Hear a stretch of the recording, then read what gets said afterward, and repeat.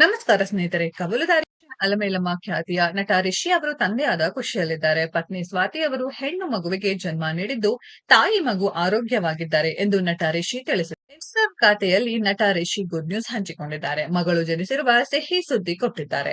ಮಗಳ ಆಗಮನ ಖುಷಿ ಕೊಟ್ಟಿದೆ. ನಿಮ್ಮೆಲ್ಲರ ಹಾರೈಕೆ ಅವಳ ಮೇಲಿರಲಿ ಎಂದು ನಟ ರಿಷಿ ಅವರು ಬರೆದುಕೊಂಡಿದ್ದಾರೆ. ಇನ್ನು 2020ರಲ್ಲಿ ರಿಷಿ ಅವರು ಸ್ವಾತಿ ಜೊತೆ ದಾಂಪತ್ಯ ಜೀವನಕ್ಕೆ ಕಾಲಿಟ್ಟಿದ್ದಾರೆ. ಚೆನ್ನೈನಲ್ಲಿ ಅದ್ದೂರಿಯಾಗಿ ಮದುವೆ ನಡೆದಿತ್ತು.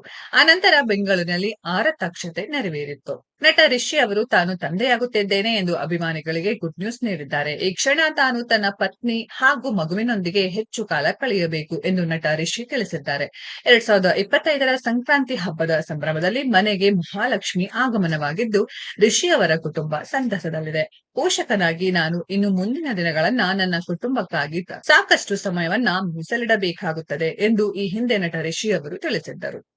ಮದುವೆಯಾಗಿ 5 ವರ್ಷಗಳ ಬಳಿಕ ಈಗ ಮೊದಲ ಮಗುವಿನ ಆಗಮನದಲ್ಲಿ ನಟ ರಿಷಿ ಅವರದ್ದು ನಾವು 2025 ಇನ್ನು ಅತ್ಯುತ್ತಮವಾಗಿರುವುದನ್ನ ನಿರೀಕ್ಷಿಸುತ್ತಿದ್ದೇವೆ. ಆಶೀರ್ವಾದ, ಕೃತಜ್ಞತೆ ಮತ್ತು ಪ್ರೀತಿಯಿಂದ ನಮ್ಮ ವಾರ್ಷಿಕೋತ್ಸವದಂದು ಇದನ್ನು ಘೋಷಿಸಲು ಮತ್ತು ನಮ್ಮ ಕುಟುಂಬದ ಹೊಸ ಸದಸ್ಯರನ್ನ ಶೀಘ್ರದಲ್ಲೇ ಸ್ವಾಗತಿಸುತ್ತಿದ್ದೇವೆ.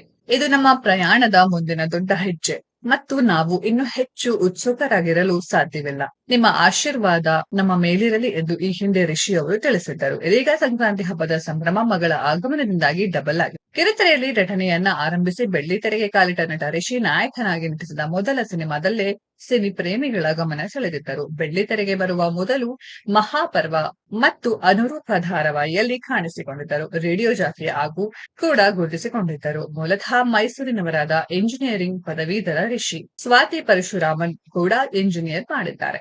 ಸ್ನೇಹಿತರೆ, ಈ ದಂಪತಿಗೆ ಶುಭ ಹಾರೈಸೋಣ. ಈ ವಿಡಿಯೋದ ಬಗ್ಗೆ ನಿಮ್ಮ ಅನಿಸಿಕೆಯನ್ನು ಕಾಮೆಂಟ್ ಬಾಕ್ಸ್ ಅಲ್ಲಿ ಕಮೆಂಟ್ ಮಾಡಿ. ಈ ವಿಡಿಯೋ ಇಷ್ಟ ಆಗಿದ್ರೆ ಲೈಕ್ ಮಾಡಿ, ಶೇರ್ ಮಾಡಿ, ಚಾನೆಲ್ ನ ಸಬ್ಸ್ಕ್ರೈಬ್ ಮಾಡಿ, ಪಕ್ಕದಲ್ಲಿ ಇರೋ ಬೆಲ್ ಐಕಾನ್ ನ ಹಿಟ್ ಮಾಡಿ. ಮುಂದಿನ ವಿಡಿಯೋದಲ್ಲಿ ಭೇಟಿಯಾಗೋಣ. ಧನ್ಯವಾದಗಳು.